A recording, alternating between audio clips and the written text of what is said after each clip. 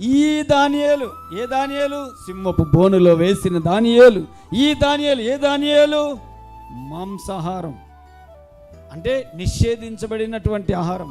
నిషిద్ధమైన ఆహారం పెడితే కూడా తనని తాను అపవిత్రపరచుకోకుండా తన పరిశుద్ధతను, తన పవిత్రతను కాపాడుకొని, అయ్యా రాజా, నేను అపవిత్రుడిగా ఉండకూడదు అని తనను తాను పరిశుద్ధతను కాపాడుకున్నాడు దానియేలు.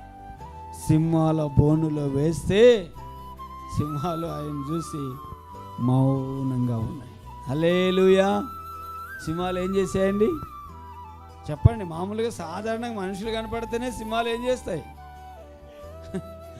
మామూలు కనపడితేనే. అందులో అప్పటికే అవి చాలా ఆకలితో ఉన్నాయి. దానియేలు వేసారు. దానియేలు వేస్తే ఆ సింహాల బోనులో వేస్తే దానియేలు చూసి నమస్కారం సార్ అంటున్నాయి. అర్థమైందా? నమస్కారం సార్ అంటున్నాయి. ఆయనకి వందనాలు చెప్తున్నాయి. మీరెందుకు వచ్చారండి ఇక్కడికి? బాబోయ్, మీరు దేవుని బిడ్డలండి, ఇక్కడ రాకూడదు.